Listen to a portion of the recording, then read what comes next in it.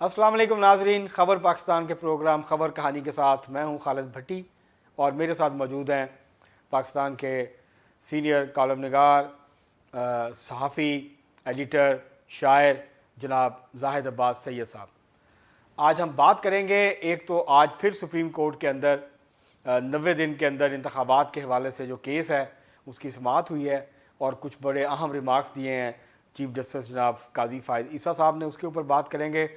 उसके अलावा आज हम बात करेंगे गज़ा की जो ताज़ा तरीन सूरत हाल है उसके हवाले से भी, और उसके साथ साथ अगर हमें वक्त मिला तो हम थोड़ी सी बात करेंगे कल जो समाअत हुई है सुप्रीम कोर्ट में फैज़ाबाद धरना अमल दरामद केस के हवाले से, इसके ऊपर भी थोड़ी सी बात करने की आज हम कोशिश करेंगे।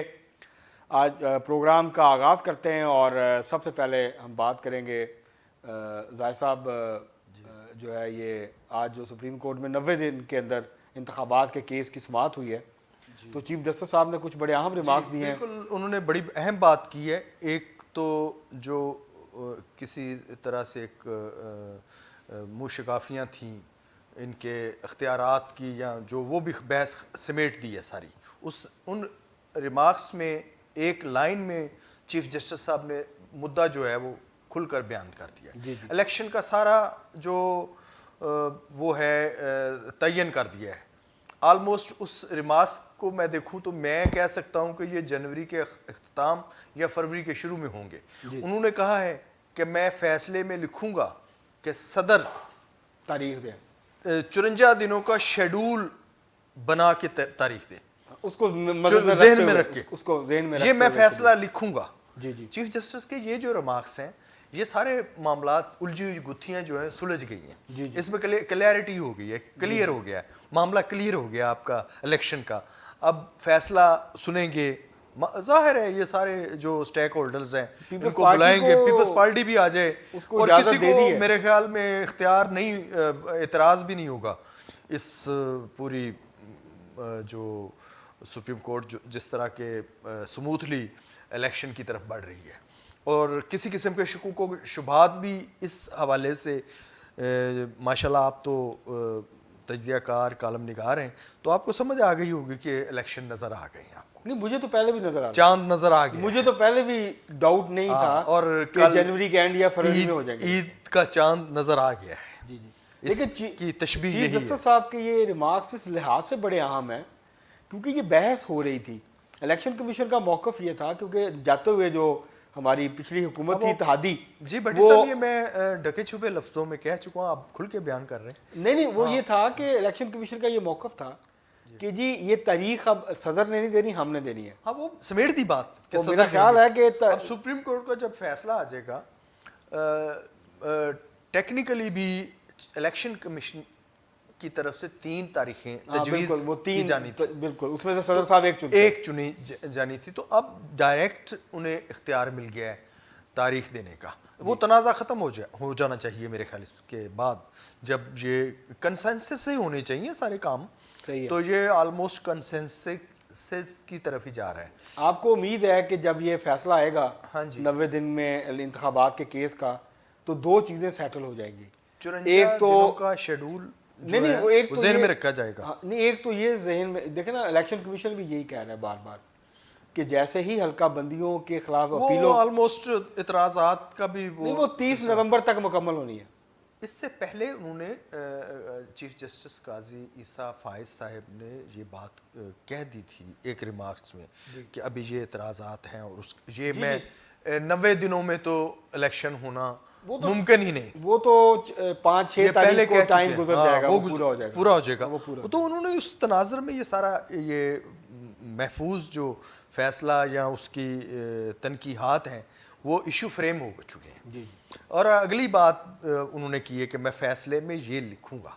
अच्छा सर, ये बड़ी बात है। अब जरा इस पे आ जाएं, ये तो क्लैरिटी होगी, अच्छी बात है। ये गैर यकीनी का खात्मा होना चाहिए, सियासी शुकूक व शुबहात जो है नाज़रीन, ये इलेक्शन के हवाले से खत्म हो गए। ऑलमोस्ट ये फरवरी के आगाज या जनवरी के अख्ताम तक इलेक्शन हर सूरत पाकिस्तान में होंगे, जनरल इलेक्शन, और तैयार रहे।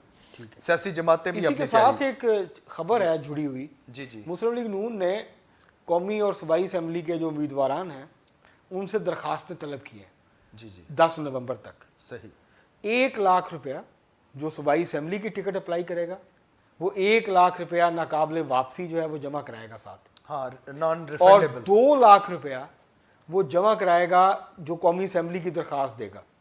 اور جب ٹکٹ ملے گی, جو یہ اسپیشل سیٹیں نہیں ہوتی خواتین کی اقلیتوں کی, جو اس کے اوپر اپلائی کرے گا وہ 2 لاکھ روپیہ ایکسٹرا جمع کرائے گا. یہ تو بڑی معمولی بات کی آپ نے بھٹی صاحب, آپ کو اندر کی کہانی کا ابھی اندازہ نہیں ہے. آپ اندر کی کہانی اندر کی کہانی تو کروڑوں میں ہے کہ جو ملے گا جی جی شہباز شریف تک رہے گا اتنے کروڑ دے گا, اور جو شہباز شریف سے آگے نواز شریف تک ملے گا اس کے کروڑ بڑھ جائیں گے.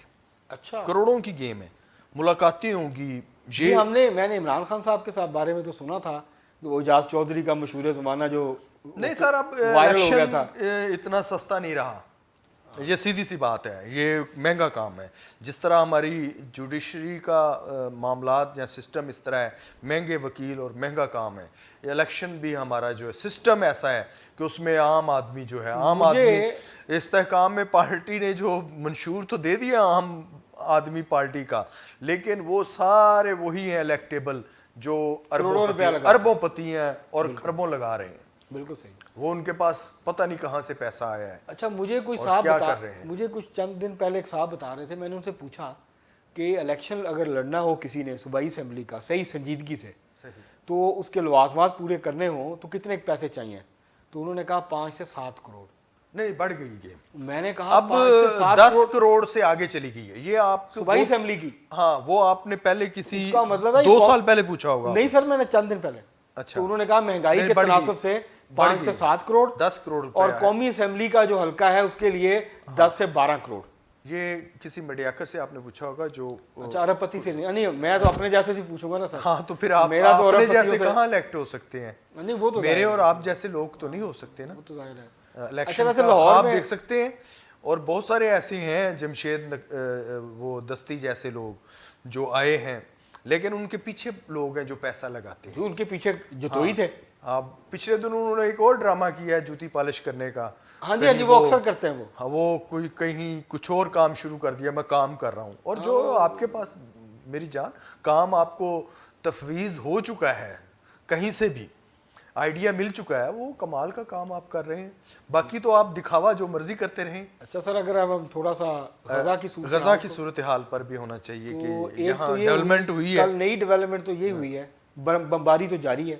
جی جبالیہ جو اس پر ریفیوجی کیمپ تھا اس کو شہادتیں بھی ہوئی ہیں, اور 16 اسرائیلی حماس نے بھی حملہ کیا ہے, 16 یہودی بھی جہنم واصل کیے ہیں انہوں نے. جی جی یہ بھی ایک بڑی بات ہے. اور اس میں اور ایک ڈیولپمنٹ یہ میں آپ کو بتاؤں انٹرنیشنل سطح پر, کہ شام کے جو ساتھ اس کا تنازع ہے, وہاں کہیں بمباری کی ہے شام کے, وہ ہوائی اڈوں پہ ہر دوسرے دن بمباری کرتا ہے. تو روس نے کہا ہے کہ میں اب آپ کو لاجسٹک سپورٹ دوں گا, اس کے بعد اگر اس نے کوئی کارروائی کی یا اس طرح کی حرکت کی, اس طرح کی کارستانی پر, اس کو بہت سخت جواب ملے گا.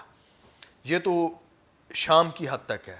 اب اس سے آگے بڑھیں تو چین جو ہے نا, اس نے ثالثی کی پیشکش کی ہے. حماس کی آپ بات کر رہے تھے کہ اس نے بھی ثالثی کی بات کی. جی حماس نے تو امن منصوبہ پیش کیا نیا. جی, اور اس میں 3 چیزیں ہیں. اسماعیل ہانیہ صاحب نے جو کہ حماس کے لیڈر ہیں, انہوں نے کہا پولیٹیکل ونگ کے, انہوں نے یہ کہا فرمایا ہے کہ ایک تو آزاد فلسطینی ریاست, جی جی, دوسرا ان کا حق ہے, دوسرا جو بارڈرز کا تعین, ہاں وہ بھی, تیسرا جو ریفیوجیز کا ایشو ہے, ہاں وہ بھی, اور تبادلہ جو قیدیوں کا تبادلہ, یہ بھی ہے, کیونکہ 8000 کے قریب جو ہیں فلسطینی اس وقت اسرائیل کی جیلوں میں بند ہیں. اب دیکھیں چند قیدی چھڑانے کے لیے آپ 12-15 لاکھ مظلوم فلسطینیوں کو نشانہ بنا رہے ہیں. بالکل ایسا, یہ غلط ہے.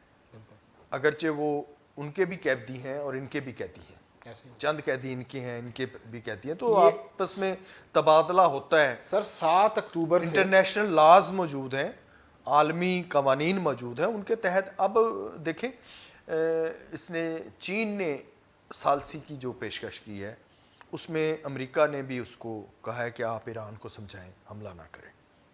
اور چین اور ایران جو ہیں ان کا بڑا ایک ان کی ملاقاتیں اور ان کا اس کنسنسس سے آگے بڑھ رہے ہیں کہ وہ ایک تجارتی تعلق بھی ہے ان کا جی بالکل باہمی, اور انہوں نے وہ ساتھ نہیں چھوڑ رہے اس معاملے پر, وہ ڈٹ گئے ہیں اور اس کا حل کسی حال میں ہونا چاہیے. اچھا اس میں ساتھ ساتھ یہ بھی ہوا ہے کہ کل جو ہے وہ رفح کراسنگ جو ہے رفح بارڈر وہ کھل گیا ہے, اس کے حوالے سے اسرائیل, حماس, مصر ان کا جو ہے آپس کے اندر اور فلسطینی اتھارٹی ان کا آپس کے اندر معاہدہ ہوا ہے اور 2 چیزیں اس کے اندر طے ہوئی ہیں. میرے اپنا ذاتی خیال ہے بھٹی صاحب کہ اب پاکستان اور سعودی عرب کو بھی چین کی ثالثی کے جو نکات ہیں اس پر غور کرنا چاہیے اور ایران کو تنہا نہیں چھوڑنا چاہیے, کیونکہ آلموسٹ جو ایران کا سٹانس ہے وہ تمام عالم اسلام کا وہی بیانیہ ہے, جی جی اس سے کوئی مختلف نہیں ہے. تو ایران کو قائد مان لیں یا اس کے ساتھ کنسنسس کے ساتھ اس کو آگے بڑھائیں. تو اچھا وہ یہ ہوا ہے کہ کل جو معاہدہ ہوا ہے اس کے تحت صرف یہ ہوا ہے کہ جو غیر ملکی ہیں غزہ میں, جن کے پاس غیر ملکی پاسپورٹ ہیں, ان کو جانے کی اجازت دی ہے, اور جتنے امریکی تھے پھنسے ہوئے وہ سب نکل گئے ہیں. اچھا دوسرا اجازت دی ہے جو زخمی ہیں اور بچے زخمی ہیں, یہ زخمی ہیں. اچھا میں پروگرام میں بھٹی صاحب کہہ چکا ہوں, ذرا وضاحت کر دوں کہ 16 یہودی نہیں مرے, 16 وہ دہشت گرد مرے ہیں فوجی, ان کا ایک سویلین نہیں مرا. جی جی جی جی اس کے مقابلے میں دیکھیں انہوں نے سارے سویلینز مارے ہیں. جی جی ملیٹنٹ نہیں مارا انہوں نے. حماس کا ایک بھی جنگجو نہیں مارا گیا, یا مجاہد کہہ لیں, میں اپنے الفاظ اس طرح ڈھال دیتا ہوں آپ کے پروگرام کی لاج رکھتے ہوئے کہ یہ جو مجاہدین ہیں وہ ایک بھی نہیں مرا, ایک بھی شہید نہیں ہوا, جبکہ ان کے سارے جو ہیں فوجی مارے گئے.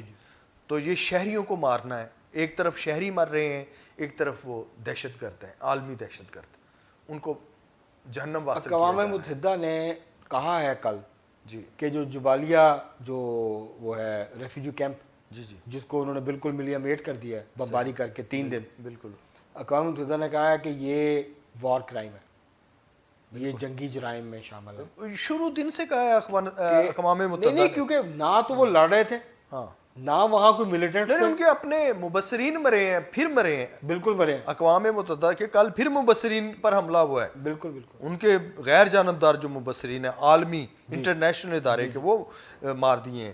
اور بچے, میں وہ مناظر دیکھ رہا ہوں, بچے زخمی لے کے آ رہے ہیں, مائیں اپنی گود میں اٹھا کے زخمی بچوں کو لا رہی ہیں اور بمباری ہوتی ہے, وہی شہید ہو جاتے ہیں. یہ کوئی طریقہ ہے, یہ کوئی انسانیت ہے؟ بتائیں.